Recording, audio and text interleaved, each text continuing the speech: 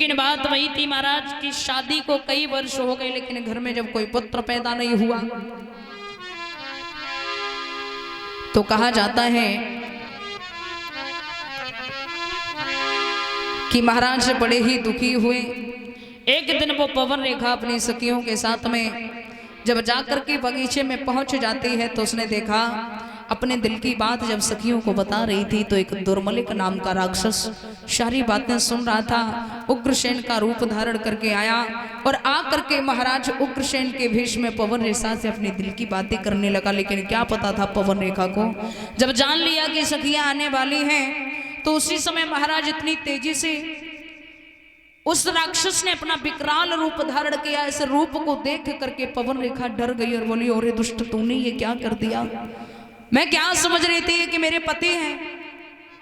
जब चिल्लाने लगी तो राक्षस बोला, चिल्लाओ नहीं, क्यों, तुम्हारे घर में कोई पुत्र नहीं है, जाओ एक ऐसा पुत्र पैदा होगा जो मेरे समान योद्धा होगा, बलवान होगा और जिसे मारने के लिए स्वयं परमपिता परमात्मा को अवतार धारण करके आना ही पड़ेगा।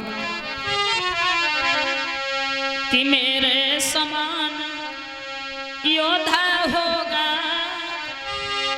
कोई भी जीत न पाएगा।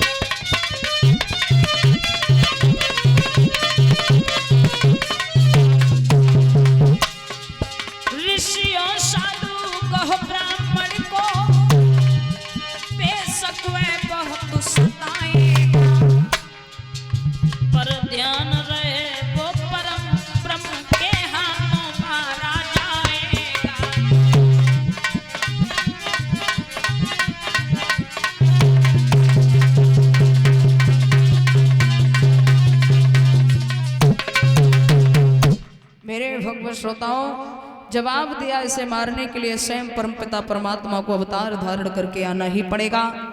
आज महाराज उग्रसेन का रूप धारण करके वो राक्षस जब भाग गया, उसी समय कहा जाता है कि महारानी पवन रेखा के गर्भ से जब पुत्र का जन्म हुआ, पुत्र पैदा हो गया, जिस पुत्र का नामकरण हुआ, नाम रखा गया है भोजराज कंस। बोलिए गोविंद भगवान की।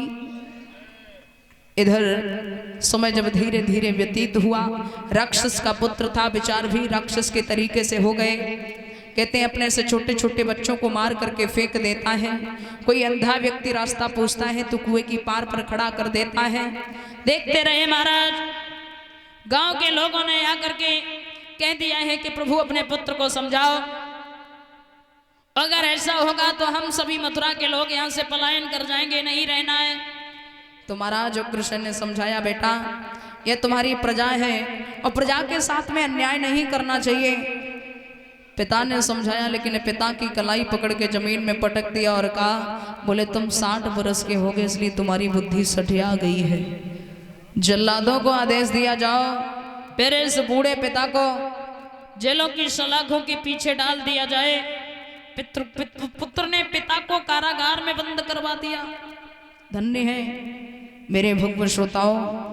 इधर जो महाराज देवक हैं, देवक की जो 9 कन्याएं, जिनमें से देवकी सबसे बड़ी थी, तो कहा जाता है कि देवकी का विवाह बटेश्वर के राजा सूरसेन के पुत्र वसुदेव के साथ में, जो कहते महाराज जो सौरीपुर के रहने वाले थे, बटेश्वर के पास में एक गांव पड़ता है सौरीपुर, तो उसके रहने वाले थे। तो वसुदेव के साथ में जब रिश्ता तय हुआ, महाराज वसुदेव बारात लेकर के आए हैं और जब विवाह हुआ, विवाह के पश्चात जब विदाई हुई तो देवकी जब रो करके चली है तो कंस ने कहा, तू मेरी सबसे प्रिय बहन है, सबसे लाडली बहन है और तू रो रही है, तू चिंता मत कर, मैं तुझे विदा करने के लिए अपने रथ पर बिठाल करके चलूंगा।